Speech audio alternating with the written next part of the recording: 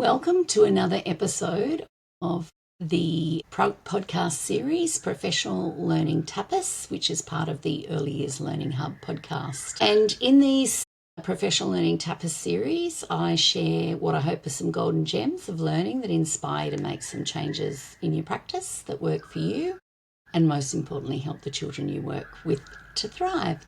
So today's topic is science with young children. And for me, while I'm recording this webinar, it's definitely a timely topic because next week is National Science Week. And this year's theme is Decoding the Universe, Exploring the Unknown with Nature's Hidden Language, which I find quite fascinating because I love the complexity of patterns and sequence in nature. It's one of the reasons why I'm very passionate about using natural resources with children. There's a depth of complexity in the material itself, as opposed to, say, for example, using pine cones as counters as opposed to a set of plastic square cubes. We've got texture, we've got smell, we've got, as I said, patterns and sequences within those natural resources. So as a resource itself, it has complexity and children can use it in complex ways that foster their imagination. So I've got a little off topic there, but it's a passion for mine. So that's what spurred me to record this podcast. So science, or should I say STEM, because I think they're inextricable. I think they're very integrated, and whenever we're doing something science or doing a science experiment, it's bound to come into those other areas of science, technology, engineering, and maths. And it is another area, one of the many, that I'm very passionate about and very interested in. And I think the younger that we engage children in scientific thinking, working through research cycles of hypothesizing, collecting data, comparing results, all of that sort of stuff, exploring how and why things work, exploring physics, biology, ecosystems, mathematical thinking, and technology as a tool and enhancement for the better. So those are some of the things that I think are really important. But I did want to start with acknowledging that I understand that not everybody sees all of those things and also feels confident to implement them. So I know that there's lots of challenges. I'm not feeling confident yourself and so uncomfortable might not even try some science experiments. Some people might think that some of the concepts that I just talked about are too complex for young children. And again, that's in the way that you draw on your tools as a teacher and an educator to unpack ideas and concepts in a age and stage appropriate way that children can understand. And also, maybe some people don't even know where to get their ideas. And aren't we blessed in this day and age to have Google at our fingertips and we can just search for ideas? So that's where I've come across a lot of my ideas that I'm going to share with you today. And obviously, looking at some YouTube videos and all sorts of different sources are right there at your fingertips. So I want to just start the session basically, because I think that people are not going to be open to ideas unless you sort of can relate to the fact that you might be able to do some science with young children yourself. So I wanted to share some of my examples and also translate the learning that's happening as I've implemented some of these experiences. And also, I work in a preschool, so I only see children once a year, so nothing wrong with rehashing those same experiments and ideas. So I have done these a few times. First of all, I wanted to start by talking about floating sultanas because this is a really fun one, really simple. You don't need a lot of things. It's nice and safe, and the children have some real opportunities to hypothesize as to why this is happening. So it's simple as it sounds. Grab a jar with a lid, preferably tall and slim one. Put some sultanas in there, maybe 2 tablespoons, and fill the jar with soda water or any other bubbly, fizzy drink. Soda water, I think, is a great thing to model from a healthy eating point of view, but anything that's got bubbles in it, because the sultanas start dancing. So you put the lid on and the sultanas start dancing in the water, rising to the top as the bubbles of gas collect underneath them and lift them up. And you don't need to shake it, you don't need to do anything else. You can just observe it and continue to observe it until the gas comes out of the water and they'll stop moving around. So it's a really great opportunity to talk about what do we think might happen, why do we think it's happening, and you'd be surprised that a lot of 4-year-olds will know that it's the bubbles that are getting underneath there and lifting them up. So that's a really easy one. Another one I like to do, because I like to explore these, I don't know if you'd call this more chemistry, but scientific knowledge and understanding of the different states of matter. So water as a gas, as in steam, so boiling a jug and putting it in a bowl and showing children the steam that comes up from there. I'll talk about safety as I go to the end of this one. Liquid, which is water's natural state, and solid, as in ice. I like to put each one of those in a bowl, and we talk about what's happening and why they are the same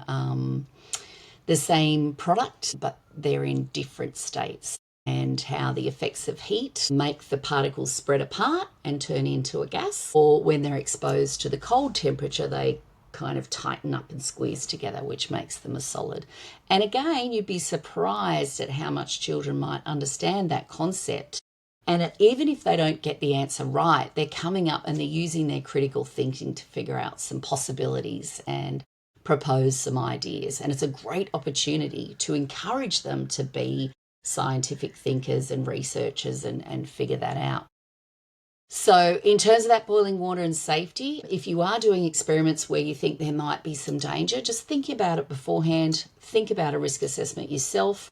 Do a risk assessment with the children if they're old enough to be involved in that, and have a think about, creating some distance or barriers in between yourself and the children so there's no risk of splashing or bumping the table or getting the water on them. And again, don't leave that water unattended, any of it, and then, you might want to put it up higher, see what happens as the water cools, see what happens as the temperature in the ice, container warms up.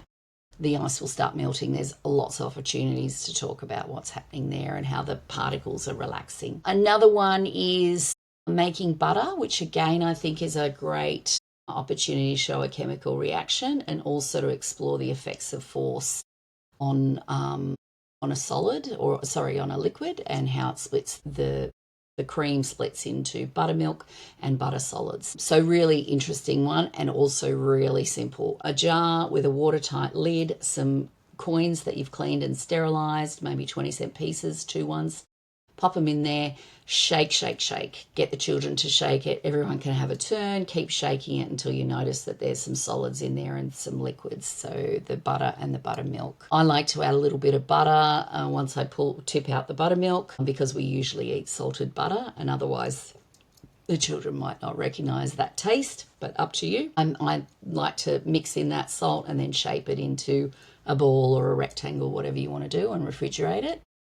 And serve it to the children on some crackers, those without dairy allergies. But you also might want to make some pancakes with the buttermilk as well. So you've used the 2 parts and see how they come together and form food that we eat. So that's another one. So again, the learning there, talking about how the force of the coins is cutting through the cream and helping it to separate into the 2 states. And again, you can collect ideas of what the children what they think might happen. And even with very young children, even if they're, non-verbal, they're not responding to your answers, you could still be talking through this process. So that's another fave of mine. And of course, there's a few more common ones that you've probably already doing. Volcano, where you put some vinegar and some bicarb soda, and the combination makes it fizz. You can put some food colouring in. You can put it in, get the children to build a sand mountain, and that creates a volcano. So that's a good opportunity to talk about, again, chemical reactions and what's happening and why, and what does it look like, and what's happening in a real volcano, all those sorts of things. Celery sticks in coloured water, great ones for critical thinking about why that phenomenon occurs. For older children, you might want to explore the idea of capillary action and how the water is travelling along and eventually colours the whole celery stick. The first thing is, we've got it going on right now, the first thing is the colour will go to the top through those main vessels in the celery, and then eventually colour the whole thing. If you've got, ideally, I didn't, which is a bit of a bummer, you could do lots of work on measuring and using the same size jars, and then noting evaporation and whether or not one colour is going through easier or quicker than another.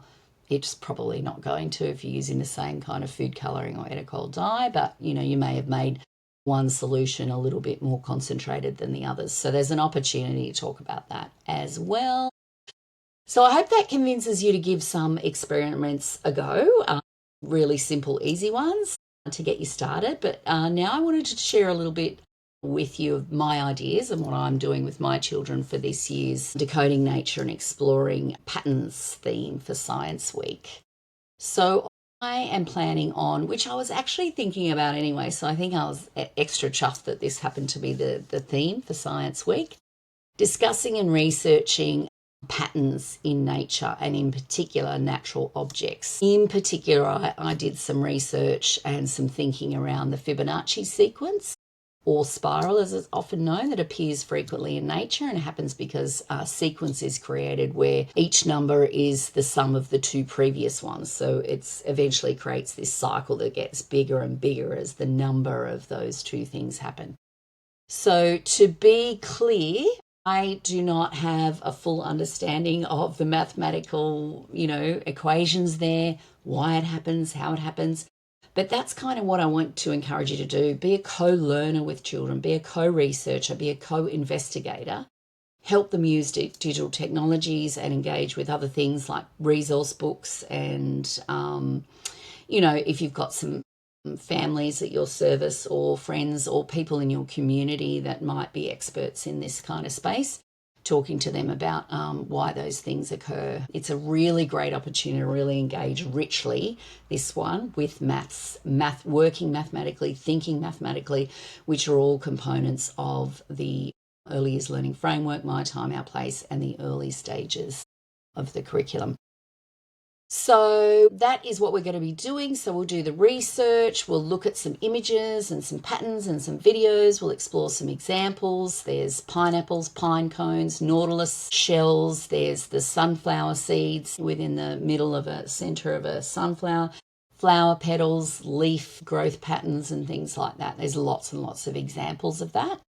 We will do some drawing to represent our ideas and create some patterns. We'll explore the idea of, me drawing some patterns and then being able to repeat them. We will look for patterns in the leaves, sticks, rocks, and other things in our outdoor spaces, maybe the clouds. We'll look for all different patterns within nature and propose some ideas as to why those things happen. So that's kind of a little bit of an overview of my experiences that I'll be thinking about and exploring with the children. And also there's opportunities there to explore number, addition and pattern, as I mentioned before. So even though young children might not be able to do the addition, you can model that to say, well, how do we get, what is 2 and 2? So we put the numbers together and we count them together and we look at how that pattern is represented. If we have a pattern of 2 and a pattern of 4 and then that pattern repeats 2, 4, 2, 4, things like that. So I hope you found this professional learning tapas interesting and it motivates you to implement some science experiments in your service or classroom. If you're interested, we have some related courses that might help you to feel more confident, including what and how children learn through play, because I think that play-based learning is a really great opportunity to really explore lots of great scientific ideas, and children are natural scientists and researcher and explorers and experimenters within their play, so it doesn't happen without that intentionality though. So that's a really good course to unpack that. And also we have a What to Teach course which unpacks a whole lot of different learning experiences, and another one, Understanding Play-Based Learning. So there's links in the notes section to our podcast. And don't forget to follow us on Spotify and or iTunes, and that all podcast listeners can get a 25% discount on our course. All you need to do is enter the code podcast25 at the checkout if you're interested. And we hope to hear from you. Please feel free to add a comment. If you've got any comments or questions, reach out to us. We'd love to hear from you. Bye for now.